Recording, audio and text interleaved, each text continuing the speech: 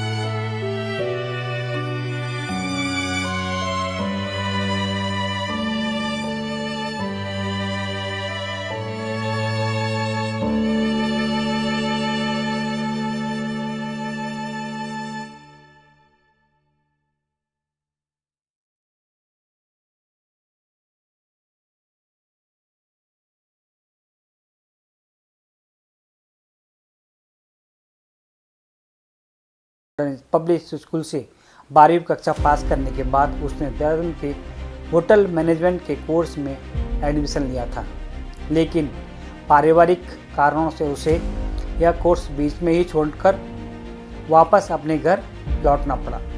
28 अगस्त 2022 के दिन उसकी नौकरी बनतारा रिजॉर्ट में बतौर रिसेप्शनिस्ट लगी, जहां खुद उसके पिता उसे छोड़ने गए। इस नौकरी को अभी 1 महीना भी पूरा नहीं हुआ था कि अंकिता की लाश चीला नहर से बरामद हुई। अंकिता की मौत 18 सितंबर रात को ही हो चुकी थी, लेकिन उसका शव 6 दिन बाद यानी कि 24 सितंबर को बरामद हुआ। शुरुआती कुछ दिनों तो अंकिता के परिजनों को कभी राजस्व पुलिस को तो कभी उत्तराखंड पुलिस के दरवाजे खटखटाने पड़े। 6 दिन इसमें ही निकल गए। दूसरी तरफ उसकी हत्या के दोषी बनतारा रिजॉर्ट के मालिक पुलकित आर्य का कहना था कि अंकिता डिप्रेशन में थी और इसलिए वो खुद यहाँ से चली गई। लेकिन पुलिस ने जब पूछताछ शुरू की और शक पुलकित आर्य और उसके साथियों पर गया तो उसकी गिरफ्तारी के बाद अंकिता की लाश बरामद कर ली गई थी। 3 महीने की जांच के बाद पुलिस ने 16 दिसंबर 2022 को इस मामले में आरोप पत्र दाखिल किया। इस मामले में कहीं प्रत्यक्षदर्शी या सीधा सबूत मौजूद नहीं था, लेकिन अभियोजन पक्ष ने परिस्थितिजन्य सबूतों को इतने मजबूत बताया। अंकिता की हत्या पुलकित और उसके साथियों ने की है। अभियोजन ने मुख्य रूप से यह बिंदु उठाया कि 18 सितंबर की शाम लगभग 6 बजे अंकिता फ़ोन पर रोते हुए किसी से बात करती रही और कह रही थी कि उस रिसोर्ट से वो चले जाएगी। इस बात की पुष्टि रिसोर्ट के स्टाफ ने भी की थी।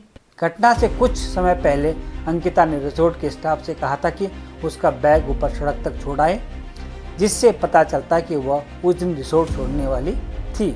लेकिन पुलकित और उसके साथी उसे लेकर कहीं बाहर चले गए। रिसोर्ट स्टाफ ने यह भी बताया कि अंकिता उसी रात इन लोगों के साथ रिसोर्ट से बाहर गई थी।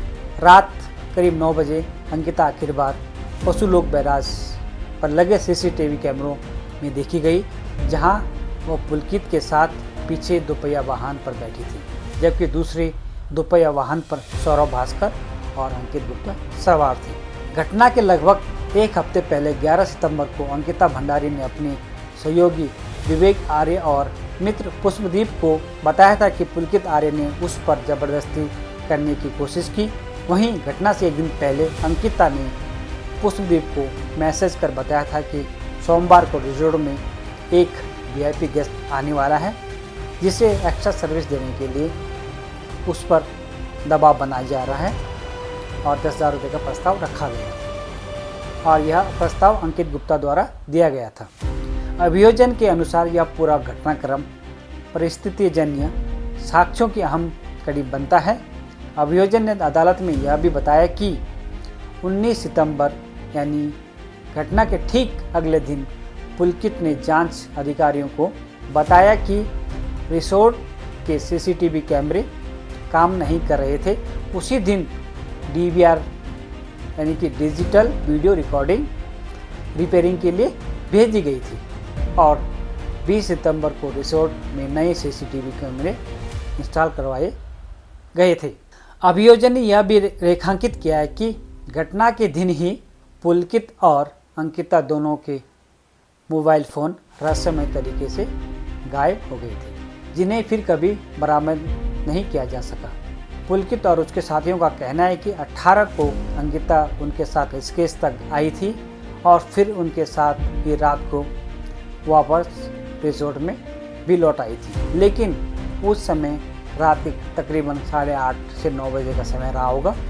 और सैफ मनवीर सिंह की अंकित गुप्ता से बात हुई तो उसका कहना था कि अंकिता उन लोगों के साथ में नहीं है और ये तीनों जब रिसोर्ट वापस लौटे तो अंकिता के कमरे में खाना लेकर खुद अंकित गुप्ता गया था, ताकि किसी को यह पता न चल सके कि अंकिता रिसोर्ट में नहीं। कॉज ऑफ डेथ यानी मृत्यु के कारण को लेकर अभियोजन पक्ष ने पोस्टमार्टम रिपोर्ट, डॉक्टरों के बयान और क्राइम सीन विजिट रिपोर्ट के हवाला देते हुए अदालत के सामने स्पष्ट रूप से कहा है कि अंकिता भंडारी की मौत नहर में फिसलने की वजह से नहीं, बल्कि अभियोजन के मुताबिक यदि वह नहर में फिसली होती तो नहर के ढलान से शरीर पर खरोंच या घाव के निशान जरूर होते, लेकिन उसकी बॉडी पर इस तरह का कोई भी चोट का निशान नहीं पाया। विशेषज्ञों की राय और फोरेंसिक जांच के आधार पर अभियोजन ने दावा किया है कि अंकिता को अचानक और जोर से पानी में धक्का दिया गया, जिससे सडन एक्सीलरेशन ऑफ बॉडी कहा जाता है और इस कारण उसकी मृत्यु हुई। अभियोजन पक्ष की दलील के आधार पर अदालत ने इस केस की सुनवाई के लिए 4 अहम सवाल तय किए। पहला सवाल था, क्या वनतारा रिजॉर्ट में 28 अगस्त 2022 से रिसेप्शनिस्ट के लिए पद पर कार्यरत अंकिता भंडारी पर आरोपियों द्वारा अनैतिक कार्य या एक्स्ट्रा सर्विस देने के लिए दबाव डाला जा रहा था। दूसरा, क्या आरोपियों ने आपसी साजिश के तहत 18 सितंबर 2022 को अंकिता को घुमाने के बहाने रिसोर्ट से बाहर ले जाकर रात्रि में कनाव पुल के पास चीला नहर में धक्का देकर उसकी हत्या की। तीसरा, क्या हत्या के बाद आरोपियों ने रिजॉर्ट लौटकर जानबूझकर एक झूठी गुमशुदगी की रिपोर्ट दर्ज कराकर अपराध को छिपाने की कोशिश की। और चौथा, क्या पुलकित आर्य ने अलग अलग अवसरों पर अंकिता की मर्जी के खिलाफ उसके अस्मिता को ठेस पहुंचाने की नीयत से उससे शारीरिक संपर्क स्थापित करने की कोशिश की। इन्हीं सवालों के जवाब तलाशते हुए अदालत अभियोजन पक्ष के 47 और बचाव पक्ष के गवाहों के साथ बयान सुने, साथ ही सैकड़ों दस्तावेज की पड़ताल की। ट्रायल के दौरान एक और गंभीर पहलू सामने आया। अंकिता पर न केवल खुद एक्स्ट्रा सर्विस देने का दबाव डाला गया था, बल्कि उसे यह भी कहा गया कि वह अन्य लड़कियों को भी इस काम के लिए तैयार करे, जो वेश्यावृत्ति के लिए उत्पीड़न की श्रेणी में आता है। इन्हीं चैट में अंकिता ने यह तब लिखा था कि इन लोगों ने रिजॉर्ट को पैसालय बनाकर रखा हुआ है। अंकिता की हत्या के मोटिव के बारे में अदालत ने अपने आदेश में लिखा है कि मृतका और पुष्पदीप की चैट को देखते हुए स्पष्ट है कि अभियुक्तगण मृतका पर किसी वीआईपी गेस्ट जो सोमवार को आने वाला था उस एक्स्ट्रा सर्विस देने के लिए दबाव बना रहे थे। जब हत्या का उद्देश्य ही वीआईपी सर्विस देने से इनकार करना है, तो वीआईपी का पता लगाने की दिशा में क्या कार्रवाई हुई, ये बहुत बड़ा क्वेश्चन मार्क है। यहाँ इस बात को फिर से दोहरा देते हैं कि निचली अदालत का क्षेत्राधिकार सीमित होता है। वहाँ से यह उम्मीद नहीं की जा सकती कि वह वीआईपी का पता लगाने के लिए आदेश जारी करे, लेकिन निचली अदालत के फैसले के आधार पर हमारी राज्य सरकार या फिर संविधान के अनुच्छेद 32 और 226 के अंतर्गत हाई कोर्ट या सुप्रीम कोर्ट यह आदेश जारी कर सकते हैं। इस दिशा में भी जांच इसलिए होनी चाहिए। अदालत के फैसले में यह बात भी सामने आई है कि सिर्फ किसी एक वीआईपी के लिए अंकिता पर दबाव नहीं बनाया जा रहा था, बल्कि उससे अन्य लड़कियों को बुलाने के लिए भी कहा जा रहा था, जो साफ इशारा करता है कि यह काम किसी रैकेट की तरह से हो रहा था। इस पहलू को शुरुआत से खगाला जाना चाहिए। अंकिता मामले में किसी वीआईपी के होने की बात तो सरकार में शामिल लोगों ने बार बार नकारा है।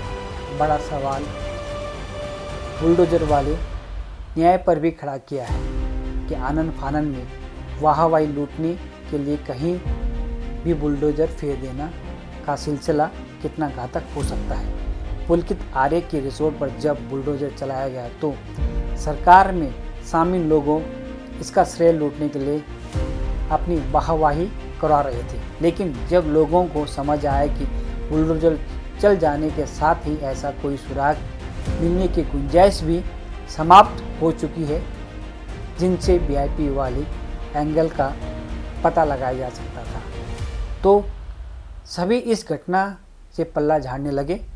क्या यह सब सहयोग किसी को बचाने के लिए था, या सवाल आज भी खड़ा है। आज का ये कार्यक्रम आपको पसंद आया तो उसका शेयर जरूर कीजिए। इसके साथ ही ब्रांच को मजबूत करने के लिए चैनल की पेड मेंबरशिप या सुपर थैंक्स का बटन दबाकर हमें सहयोग कीजिए। और अपनी प्रतिक्रिया और सुझाव ज़रूर दें। और ये वीडियो कैसी लगे, मिलते हैं नेक्स्ट वीडियो में, तब तक के लिए नमस्कार।